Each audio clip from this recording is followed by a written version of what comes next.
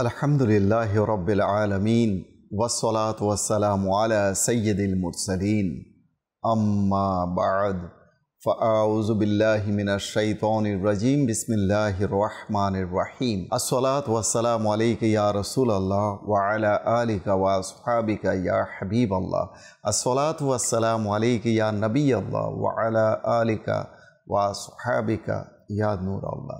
দূরে এবং কাছে, দেশে এবং প্রবাসে যে যেখানেই রয়েছেন, মাদানী চ্যানেলের নতুন আয়োজন সিদ্ধান্ত আপনার অনুষ্ঠানের পক্ষ থেকে সকলকে একরাশ প্রীতি ও শুভেচ্ছা।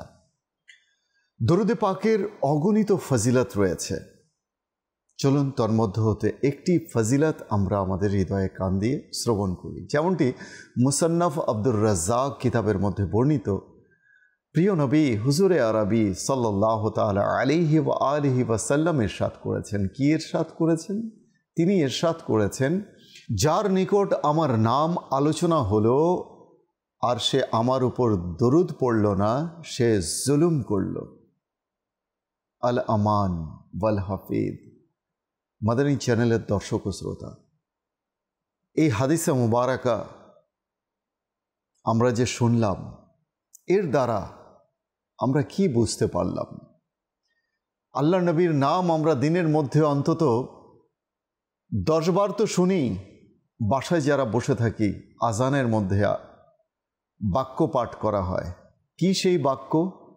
আশহাদু আন্না মুহাম্মাদার রাসূলুল্লাহ পাঠ করা হয়। হয় কি হয় না? হয়। তো আল্লাহর নবীর নাম আমাদের কাছে আলোচনা করা হলো। আল্লাহ রসুল ইরশাদ করছেন যে যার নিকট আমার নাম আলোচনা হলো অথচ সে আমার উপর দরুদ পড়ল না, সে জুলুম করল। কোন এমন ব্যক্তি আছে যে আল্লাহ রসুলের প্রতি জুলুমকারী হিসেবে সাব্যস্ত হবে কিয়ামতের দিন? কার এমন বুকের পাঁটা, কার এমন দুঃসাহস জালিমের খাতায় সে নিজের নাম লেখাবে? ইচ্ছে করে তো নয়, উদাসীনতার কারণে, ইলমে দ্বীন না জানার কারণে আল্লাহ রসুলের নাম কতবার আমাদের সামনে উচ্চারিত হয়, বয়ানের মধ্যে, দর্সের মধ্যে, মাদানী চ্যানেলেও আমরা শুনি, আজানেও শুনি, কিন্তু আমরা দরুদ পাঠ করি না। কেন? উদাসীন। কেন? ইলমে দ্বীন আমাদের কাছে নেই যে কখন কখন দরুদে পাক পাঠ করতে হয়। এখন তো জেনে গেছি আমরা। কি সিদ্ধান্ত? দরুদ পড়ব? ইনশাআল্লাহ পড়ব। আর যদি না পড়ি তাহলে জালিমের খাতায় আমাদের নাম লিপিবদ্ধ করা হবে। আল্লাহ তাআলা আমাদেরকে হেফাজত করুন। যখনই আমরা প্রিয় নবী সাল্লাল্লাহু আলাইহি ওয়া আলিহি ওয়াসাল্লামের নাম মোবারক শুনব বা রসুলুল্লাহর নাম শুনব, আল্লাহর নবীর নাম শুনব, তখন আমরা দরুদে পাক পাঠ করব। কিভাবে করব? সাল্লাল্লাহু আলাইহি ওয়াসাল্লাম অথবা সাল্লি আলা মুহাম্মদ অথবা সাল্লাল্লাহু আলা নবিয়্যিল উম্মি অথবা আসসালাতু ওয়াসসালামু আলাইকা ইয়া রাসূলুল্লাহ। অর্থাৎ একটা দরুদে পাক নাম মুবারক শুনে অন্তত যেন আমরা পড়ি সাল্লাল্লাহু আলাইহি ওয়াসাল্লাম, এতটুকু যেন পড়ি আমরা। সবই দরুদ। আল্লাহ তাআলা আমাদেরকে বোঝার তৌফিক দান করুন। এই দরুদে পাক পাঠ করলে কি লাভ হবে তার তো অনেক ফজিলত শুনেই নিয়েছেন, কিন্তু পাঠ না করার যে একটা পরিণতি রয়েছে, করুণ পরিণতি, সেটা তো বললামই আমি। এরপরেও যদি আমরা পাঠ না করি তাহলে সেটা হবে আমাদের জন্য করুণ পরিণতি। আল্লাহ তাআলা সেখান থেকে আমাদেরকে রক্ষা করুন। বেশি বেশি করে, অধিক হারে আমাদেরকে দরুদে পাক পাঠ করার সৌভাগ্য নসিব করুন। চেয়েও নিতে হবে আল্লাহ তাআলার কাছ থেকে যে হে আল্লাহ, সারাদিনে কত অনর্থক কথা বলি, ফুজুল কথা বলি, বকবক করতে থাকি, কিন্তু তোমার নবীর প্রতি একবারও দরুদ শরীফ মুখ থেকে বের হয় না। তুমি আমাকে তৌফিক দাও, আমাকে সৌভাগ্য দান করো। একবার দোয়া করেই তো দেখুন। আল্লাহ তাআলা যদি সেই সৌভাগ্য নসিব করেন তাহলে অবশ্যই আমাদের মুখ থেকে তখন অনর্থক কথার পরিবর্তে, ফুজুল কথার পরিবর্তে দরুদে পাক বের হতে থাকবে। আল্লাহ তাআলা বোঝার তৌফিক দান করুন। দর্শক, কিতাবের মধ্যে এসেছে নিয়াতুল মুমিনি খায়রুম মিন আমালিহ, মুমিনের নিয়ত হচ্ছে তার আমলের চেয়ে উত্তম। কাজেই আলোচনার মূল পর্বে প্রবেশের পূর্বে চলুন আমরা ভালো ভালো কিছু নিয়ত করে নিই। অন্তত একটি নিয়ত করা যেতেই পারে, আর তা হচ্ছে এই যে শুরু থেকে শেষ পর্যন্ত আমরা আল্লাহ তাবারাক ওয়া তাআলার সন্তুষ্টি অর্জনের নিমিত্তে এই অনুষ্ঠান আমরা দেখব। এই অনুষ্ঠান থেকে যে সকল শিক্ষণীয় বিষয়াদি আমরা অর্জন করব সেগুলোকে আমল করব এবং অন্য মুসলমানের নিকট পৌঁছিয়ে দেব ইনশাআল্লাহ আজ্জা ওয়া জাল। দর্শক, আজকের আলোচ্য বিষয় হচ্ছে বিস্ময়কর তওবার ঘটনা। বিস্ময়কর, যে ঘটনা আমাদের হৃদয়কে নাড়িয়ে তোলে, যে ঘটনা শুনলে আমরা অনেক কিছু শিখতে পারবো, জানতে পারবো, বুঝতে পারবো।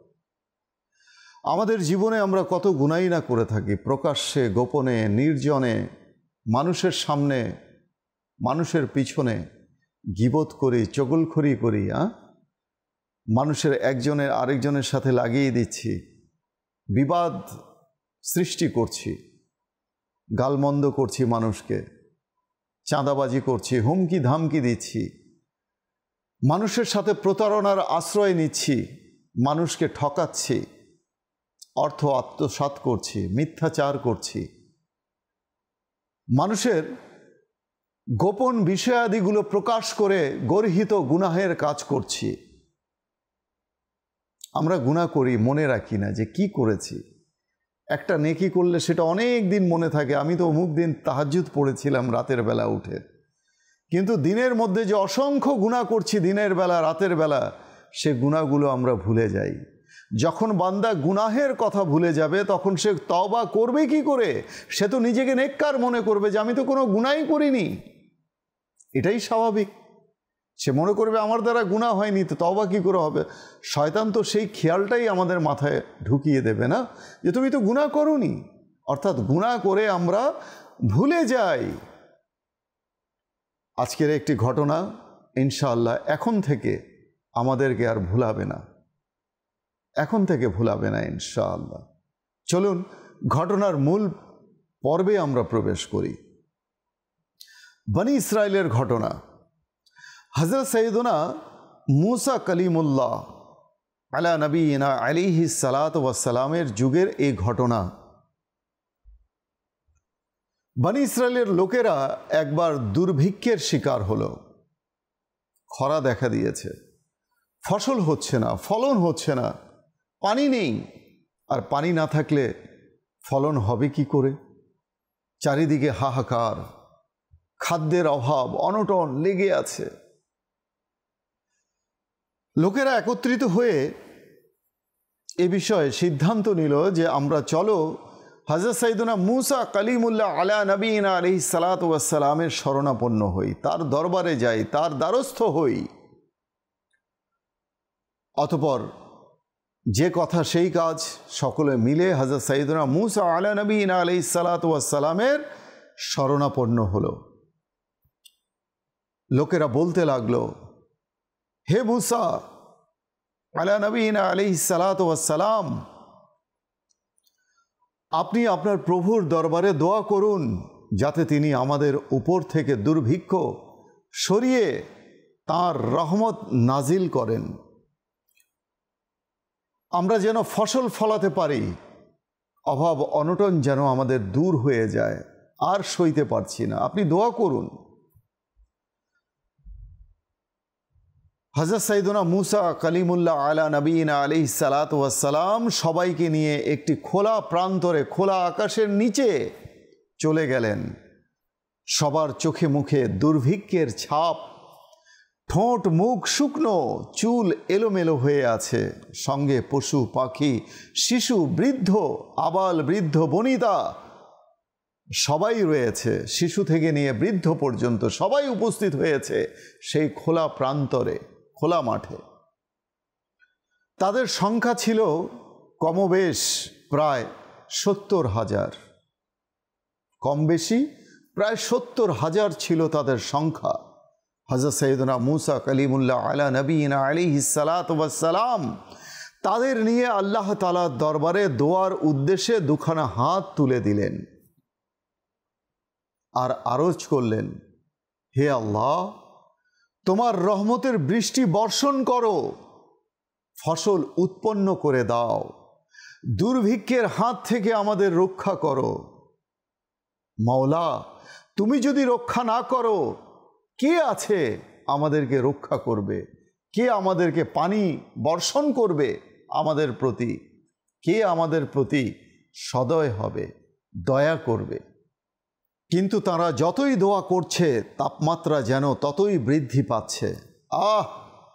হযরত সৈয়দনা মুসা কালিমুল্লাহ আলা নবীনা আলাইহিস সালাতু ওয়াস সালাম কাকুতি মিনতি করে আল্লাহ তাবারক ওয়া তাআলার দরবারে ফরিয়াদ জানাতে লাগলো, হে আল্লাহ, আমাদের প্রতি রহম করো, তোমার রহমত বর্ষণ করো। মাওলা, আমাদের উপর রহমতের বৃষ্টি বর্ষণ করো। গায়েব থেকে আওয়াজ এলো, আমি তোমাদের উপর বৃষ্টি কিভাবে বর্ষণ করব বলো? তোমাদের সঙ্গে এমন এক হতভাগা রয়েছে যে 40 বছর ধরে একাধারে আমার অবাধ্যতা করেই যাচ্ছে, নাফরমানি করেই যাচ্ছে। তুমি ঘোষণা করে দাও, সেই হতভাগা যেন তোমাদের এখান থেকে চলে যায়, আর তাহলেই কেবল আমি তোমাদের উপর বৃষ্টি বর্ষণ করব। মাদানী চ্যানেলের দর্শক ও শ্রোতা, ভাবা যায় শুধুমাত্র একজন অবাধ্য লোকের কারণে সবাই অনাবৃষ্টিতে ভুগছে, ফলন হচ্ছে না, উৎপাদন হচ্ছে না, ফসল উৎপন্ন হচ্ছে না, শুধুমাত্র একজন ব্যক্তির কারণে। চলুন পরবর্তীতে কি হলো আমরা শুনি। হযরত সৈয়দনা মুসা কালিমুল্লাহ আলা নবীনা আলাইহিস সালাতু ওয়াস সালাম উচ্চ স্বরে ঘোষণা করতে লাগলেন, এখানে কে এমন আছো যে 40 বছর ধরে আল্লাহর নাফরমানিতে লিপ্ত রয়েছ? এখান থেকে বেরিয়ে যাও। তোমার কারণে নারী, শিশু, বৃদ্ধ এবং পশু পাখি সবাই কষ্ট করছে, দুর্ভিক্ষে ভুগছে। ওই গুনাহগার কখনো ডানে দেখে তো কখনো বামে, কখনো দেখছে যে আর কেউ উঠছে কিনা দেখি, কেউ তো উঠে যাবে, কেউ তো উঠবে, এই উঠলো বলে, কিন্তু না, কেউ উঠছে না। তখন সেই ব্যক্তি চিন্তা করলো, সেই নাফরমান তো আমি, সেই গুনাহগার তো আমি। সুতরাং সে বুঝে গেল আমাকেই বেরিয়ে যেতে হবে। সেই লোক মনে মনে বলতে লাগলো, আমি যদি এখন সবার সামনে দিয়ে বের হয়ে যাই তাহলে সবাই আমাকে চিনে ফেলবে, সারা জীবন তারা আমাকে এর জন্য ঘৃণা করবে। আবার এখানে বসে থাকলেও রহমতের বৃষ্টি বর্ষিত হবে না। সে করবে তো কি করবে? সে ভাবতে লাগলো সবাইকে এর জন্য কষ্ট করতে হবে। লোকটি তার মাথার কাপড় দিয়ে নিজের চেহারা ঢেকে ফেলল আর আল্লাহর দরবারে কেঁদে কেঁদে চুপিসারে ফরিয়াদ করতে লাগলো, হে আল্লাহ, আমি বিগত 40 বছর ধরে তোমার নাফরমানিতে লিপ্ত ছিলাম, তুমি আমাকে কখনো পাকড়াও করনি, ছাড় দিয়েছ। আমি আমার অপরাধ এবার বুঝতে পেরেছি, আমি স্বীকার করছি আমি গুনাহগার। আমি তোমার কাছে আমার গুনাহের জন্য ক্ষমা চাচ্ছি, তুমি আমাকে ক্ষমা করে দাও। হে মাওলা, তুমি আমার দোয়া কবুল করো। মাদানী চ্যানেলের দর্শক ও শ্রোতা, তার দোয়া তখনও শেষ হয়নি, এরই মধ্যে আসমান থেকে মুষলধারে বৃষ্টি বর্ষণ হতে লাগলো। হযরত সৈয়দনা মুসা কালিমুল্লাহ আলা নবীনা আলাইহিস সালাতু ওয়াস সালাম খুবই বিস্মিত হলেন। তিনি আল্লাহ তাআলার দরবারে আরজ করতে লাগলেন, হে আল্লাহ, তুমি আমাদের উপর বৃষ্টি বর্ষণ করেছো, এজন্য আমরা তোমার প্রতি কৃতজ্ঞ। কিন্তু কথা হলো, আমাদের মধ্যে থেকে তো কেউ বেরিয়ে যায়নি, তবুও তুমি বৃষ্টি বর্ষণ করলে, এর কারণ কি? What's the reason? আল্লাহ পাক বললেন, যার কারণে তোমাদের উপর বৃষ্টিপাত বন্ধ করে রেখেছিলাম, এখন তারই কারণে বৃষ্টি দিয়েছি। হযরত সৈয়দনা মুসা কালিমুল্লাহ আলা নবীনা আলাইহিস সালাতু ওয়াস সালাম আবেদন করলেন, আবারও আবেদন করলেন, সেই সৌভাগ্যবান তওবাকারী ব্যক্তি কে? হে আল্লাহ, আমাদেরকে একবার তো দেখাও, একবার তো তার নাম বলো। আল্লাহ পাক বললেন, হে মুসা, সে যখন আমার অবাধ্যতা করত, যখন নাফরমানি করত, 40 বছর ধরে সে গুনাহ করেছে, এমন কোনো গুনাহ নেই যা সে করেনি, তখন তো তার নাম আমি কারো কাছে প্রকাশ করিনি। আজ যখন সে তওবা করেছে, তবে আজ কেন তার নাম আমি প্রকাশ করে তাকে লজ্জিত করব? কি করে আমি তাকে লজ্জিত করি? হে মুসা, তুমিই বলো। তার নাম উল্লেখ করে এখন আমি তোমাদের কাছে কিভাবে তাকে অপদস্থ করি? সুবহানাল্লাহি ওয়া বিহামদিহি। মাদানী চ্যানেলের দর্শক ও শ্রোতা, দেখলেন যে আমার আল্লাহ কত দয়ালু, কত রহমান, কত রহিম, যে 40 বছর ধরে লাগাতার গুনাহ করেছে, একাধারে গুনাহ করেছে, তবু আমার আল্লাহ তাআলা কাউকে তার নাম প্রকাশ করেননি। আর সে যখন তওবা করলো, আল্লাহ তাআলার কাছে নিজের ভুলকে স্বীকার করলো, সে যখন ফিরে এলো, তখন আল্লাহ তাআলা কিভাবে সেই ব্যক্তির নাম সবার সামনে প্রকাশ করতে পারেন? কিভাবে প্রকাশ করবেন তিনি? যখন নাফরমান ছিল তখনই তো করেননি। মাদানী চ্যানেলের দর্শক ও শ্রোতা, ভুল আর শুদ্ধ মিলেই মানুষের জীবন। ত্রুটিহীন মানুষ খুঁজে পাওয়া দুষ্কর। জীবন চলার পথে নানা রকমের পদস্খলন ঘটেই থাকে, কখনো চেতনে, আবার কখনো অবচেতনে, কখনো জানতে, কখনো অজান্তে। তবে সত্যিকার মানুষ কখনো ভুল ত্রুটিতে অটল বা অবিচল থাকতে পারে না। বিবেক বোধ, দায়বদ্ধতা ও পরকালের ভয় তাকে সবসময় অনুশোচনায় রাখে, তাকে অনুতপ্ত করে তোলে। ভেতরে ভেতরে সে ভাঙতে শুরু করে, সে অস্থির হতে থাকে, তাই অপরাধ মোচনে প্রাণান্তকর চেষ্টা করে থাকে। মানব জীবনের সবচেয়ে বড় ভুল ও পদস্খলন হলো আল্লাহ তাআলার অবাধ্যতা, নবী করিম সাল্লাল্লাহু তাআলা আলাইহি ওয়া আলিহি ওয়াসাল্লামের সুন্নাত থেকে বিমুখ হয়ে যাওয়া, মুখ ফিরিয়ে নেওয়া। আর এরই নাম হচ্ছে গুনাহ। আল্লাহ পাক কোরআনুল করিমের মধ্যে ইরশাদ করেন, কি ইরশাদ করেন শুনুন। হে ঈমানদারগণ, তোমরা আল্লাহর কাছে তওবা করো, খাঁটি তওবা। আশা করা যায় তোমাদের রব তোমাদের পাপসমূহ মোচন করবেন এবং তোমাদেরকে এমন জান্নাত সমূহে প্রবেশ করাবেন যার পাদদেশে নহর সমূহ প্রবাহিত। সুবহানাল্লাহ। আল্লাহ তাআলা তওবাকারীকে ভালোবাসেন।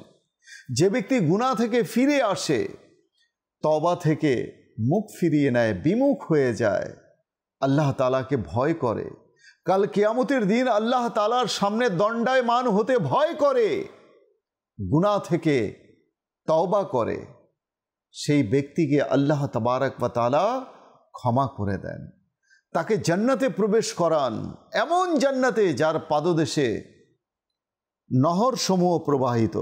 সুবহানাল্লাহ। আল্লাহ তাআলা আরও ইরশাদ করেন, তোমরা প্রকাশ্য ও অপ্রকাশ্য গুনাহ ছেড়ে দাও, পরিহার করো। নিশ্চয়ই যারা গুনাহ করে অচিরেই তাদেরকে তাদের কৃতকর্মের বদলা দেয়া হবে, কৃতকর্মের প্রতিদান দেয়া হবে। মাদানী চ্যানেলের দর্শক ও শ্রোতা, এখনো কি সময় হয়নি যে আমরা গুনাহ থেকে ফিরে আসব? এখনো কি সময় হয়নি যে আমরা তওবা করব? এখনো কি সময় হয়নি যে আমরা অনুতপ্ত হব, অনুশোচনা করব? আর কত এই ভুলের মধ্যে, গুনাহের মধ্যে আর কতদিন আমরা থাকব? মনে রাখবেন, গুনাহের কারণে দুনিয়া আখিরাতে প্রত্যেককেই শাস্তি পেতে হবে। তবে তওবা ও ক্ষমা প্রার্থনা করলে আল্লাহ তাআলা ক্ষমা করবেন। আর এই মর্মে তিনি ঘোষণাও দিয়েছেন, তিনি ইরশাদ করেন, আর আমি অবশ্যই ক্ষমাকারী তার জন্য যে তওবা করে, ঈমান আনে ও সৎকর্ম করে আর হেদায়েত প্রাপ্ত হয়। গুনাহগার বান্দা যখন তওবা করে তখন আল্লাহ তাআলা অত্যধিক খুশি হন। হাদিসে পাকে আল্লাহর নবী রাসূল আরবি সাল্লাল্লাহু তাআলা আলাইহি ওয়া আলিহি ওয়াসাল্লাম ইরশাদ করেন, তোমাদের কেউ মরুভূমিতে হারিয়ে যাওয়া উট খুঁজে পেয়ে যতটা না খুশি হয়, আল্লাহ তাআলা তার বান্দার তওবায় এর চেয়েও বেশি খুশি হন। সুবহানাল্লাহ। মরুভূমিতে যদি কোনো ব্যক্তির উট হারিয়ে যায়, ঘোড়া হারিয়ে যায়, কেননা মরুভূমির একমাত্র বাহন হচ্ছে উট, অতঃপর সেই উটকে খোঁজাখুঁজি করতে থাকে তার মালিক, এদিকে ছুটি করে, ওদিকে ছুটি করে, কখনো ডানে কখনো বামে, যত দূর চোখ যায় দেখতে থাকে আমার উট কোথায়। অতঃপর ক্লান্ত পরিশ্রান্ত হয়ে যখন কোথাও বসে পড়ে, হঠাৎ করে তার সেই উট যখন তার সামনে এসে দাঁড়ায়, তখন তার খুশির সীমা থাকে না। একটু কল্পনা করুন, তার মালিক কত খুশি হবে। আমার রব তাআলা তার চেয়েও বেশি খুশি হন যখন তার বিপদগামী বান্দা অন্যায়ের পথ থেকে, মিথ্যার পথ থেকে, অবিচারের পথ থেকে, গুনাহের পথ থেকে তওবা করে আল্লাহ তাআলার পথে ফিরে আসে। আল্লাহ তাআলা সেই বান্দার প্রতি অনেক খুশি হন। এরপরেও কি আমরা তওবা করব না? যদি তওবা না করি তাহলে সেই করুণ পরিণতির জন্য আমাদেরকে প্রস্তুত থাকতে হবে। আমাদের শেষ পরিণাম কি হবে আমরা কিন্তু জানি না। আমাদের জন্য আল্লাহ তাআলা খুফিয়া তাদবীর কি রেখেছেন, গোপন রহস্য আমাদের জন্য কি অপেক্ষা করছে আমরা জানি না। আমরা কি জান্নাতে যাব নাকি জাহান্নামে তাও জানি না। আমাদের শেষ পরিণতি কিসের উপর হবে? ঈমানের হালতে মৃত্যু হবে নাকি বেঈমান হয়ে, ঈমান হারা হয়ে মৃত্যুবরণ করব তাও আমরা জানি না। মৃত্যুর সময় আমাদের মুখে কালেমা নাসিব হবে নাকি হবে না তাও আমরা জানি না। নাকি কুফরের হালতে আমাদের মৃত্যু হবে তাও আমরা জানি না। যে বিষয় সম্পর্কে আমরা জানি না সে বিষয় সম্পর্কে তো আমাদের তটস্থ থাকা উচিত, আমাদের ভয় পাওয়া উচিত। আল্লাহ তাআলা আমাদেরকে সত্যিকার অন্তরে আল্লাহ তাআলার ভয়কে প্রবিদ্ধ করে দিক, খোদা ভীরুতা আল্লাহ তাআলা আমাদেরকে দান করুক। আমরা তো দোয়াও করতে জানি না, আল্লাহ তাআলা আমাদেরকে দোয়া করার সেই তৌফিক দান করুক যে আমরা যেন দোয়া করি, আল্লাহ তুমি আমাকে তওবাতুন নাসুহা দান করো, খাঁটি তওবা দান করো, সত্যিকারের তওবা করা সৌভাগ্য আমাদের নসিব করো। এমন তওবা যে তওবার কারণে তুমি রাজি হয়ে যাও, যে তওবার বদৌলতে তুমি খুশি হয়ে যাও। এরপরে আর কোনো গুনাহ যেন আমাদের দ্বারা সংঘটিত না হয়। দোয়া করা উচিত, সত্যিকারের তওবা আল্লাহ তাআলার কাছ থেকে চেয়ে নেওয়া উচিত। মাদানী চ্যানেলের দর্শক ও শ্রোতা, তওবার মাঝে তিনটি শর্ত থাকতে হবে। যে তওবার মাঝে তিনটি শর্ত পরিলক্ষিত হবে, দেখা যাবে, সেটাই হচ্ছে তওবাতুন নাসুহা, খাঁটি তওবা, সত্যিকারের তওবা। কি কি সেই শর্ত? নাম্বার 1, যে গুনাহ বান্দা করেছে সেই গুনাহকে অকপটে স্বীকার করা, যে হে আল্লাহ আমি গুনাহ করেছি, এই গুনাহ আমার দ্বারা হয়ে গেছে, এমনভাবে স্বীকার করা। নাম্বার 2, সেই গুনাহের জন্য অনুশোচনা করা, অনুতপ্ত হওয়া, কান্নাকাটি করা, গিরিয়া জারি করা আল্লাহ তাআলার দরবারে। নাম্বার 3, মনে মনে সংকল্পবদ্ধ হওয়া, দৃঢ় ইচ্ছা পোষণ করা, নিয়ত করা যে আমি এই গুনাহ আমার জীবনে আর কখনো করব না। এই গুনাহ তো কি, কোনো গুনাহই করব না। এই তিনটি শর্ত যদি কোনো ব্যক্তির মাঝে পাওয়া যায়, 1 হচ্ছে স্বীকারোক্তি, 2 হচ্ছে অনুশোচনা, এবং 3 হচ্ছে সেই গুনাহ না করার সংকল্পবদ্ধ হওয়া, সংকল্প করা যে আমি এই গুনাহ আর করব না, দৃঢ় ইচ্ছা পোষণ করা, তবেই তার তওবাতুন নাসুহা হিসাবে গৃহীত হবে। ইসলামের চতুর্থ খলিফা হযরত আলী শেরে খোদা কাররামাল্লাহু তাআলা ওয়াজহাউল করিম বলেন, কি বলেন শুনুন। তওবা হলো 6টি বিষয়ের সমষ্টি। তওবা 6টি বিষয়ের সমষ্টি। নাম্বার 1, নিজের কৃতকর্মের জন্য অনুতপ্ত হওয়া। নাম্বার 2, ছুটে যাওয়া ফরজ ওয়াজিব ইবাদতগুলোকে আদায় করা। নাম্বার 3, অন্যের সম্পত্তি অধিকার নষ্ট হয়ে থাকলে তা ফেরত দেয়া। নাম্বার 4, শারীরিক বা মৌখিকভাবে কাউকে কষ্ট দিয়ে থাকলে তার কাছে ক্ষমা চাওয়া। নাম্বার 5, ভবিষ্যতে পাপ কাজ পরিত্যাগের দৃঢ় সংকল্প করা যে আর আমি কখনো গুনাহ করব না। নাম্বার 6, আল্লাহর আনুগত্যে নিজেকে সমর্পণ করা। আল্লাহ তাআলা মুমিন বান্দাদের তওবার নির্দেশ দিয়েছেন কোরআনুল কারীমের মধ্যে, হে ঈমানদারগণ তোমরা আল্লাহর নিকট তওবা করো, খাঁটি তওবা করো, সত্যিকারের তওবা। আল্লাহ তাআলা আমাদেরকে খাঁটি তওবা করার তৌফিক দান করুন। দোয়াও করতে হবে। মাদানী চ্যানেলের দর্শক ও শ্রোতা, অনুষ্ঠানের শুরুতেই যে ঘটনা আমরা শুনলাম, তওবার ঘটনা, কেমনভাবে তওবা করল আর কেমনভাবে তার তওবার কারণে সেই দুর্ভিক্ষ থেকে মানুষ মুক্তি পেয়ে গেল, বৃষ্টি বর্ষণ হলো। এখন প্রশ্ন হচ্ছে, একদিকে আমরা গুনাহ করছি, গুনাহ করতে করতে করতে করতে গুনাহের অতল গহ্বরে আমরা তলিয়ে যাচ্ছি, চোরা বালুতে আমরা তলিয়ে যাচ্ছি। তওবা তো করি, আবার গুনাহ করি, তওবা করি, আবার গুনাহ করি, তওবা করি, আবার গুনাহ করি। এ কেমন তওবা যা আমাদেরকে গুনাহ থেকে বিরত রাখতে পারছে না, আমাদেরকে সংযত রাখতে পারছে না? তার মানে হচ্ছে আমাদের তওবা কবুল হচ্ছে না। তওবা কবুল হচ্ছে না। নিয়ত করুন যেন তওবাতুন নাসুহা নসিব হয়ে যায়। খাঁটি তওবা, সত্যিকারের তওবা আল্লাহ তাআলা আমাদেরকে নসিব করেন। আমরা কি শুধু গুনাহই করব? শুধু গুনাহই করব, গুনাহ করতে করতে জাহান্নামে চলে যাব? নাকি তওবা করে ফিরে আসব, জান্নাতের অভিমুখে যাত্রা করব, আল্লাহ তাআলার আনুগত্য, তার প্রিয় হাবিব সাল্লাল্লাহু আলাইহি ওয়া আলিহি ওয়াসাল্লামের সুন্নাতের অনুসারী হব? সিদ্ধান্ত আপনার। মাদানী চ্যানেলের দর্শক ও শ্রোতা, আগামী পর্ব দেখার আমন্ত্রণ জানিয়ে এবং এমন নানান ঘটনা, শিক্ষণীয় ঘটনা, লোমহর্ষক ঘটনা এবং মজার মজার সব ঘটনা শুনতে মাদানী চ্যানেলের সঙ্গে থাকুন। দেখা হবে আগামী পর্বে।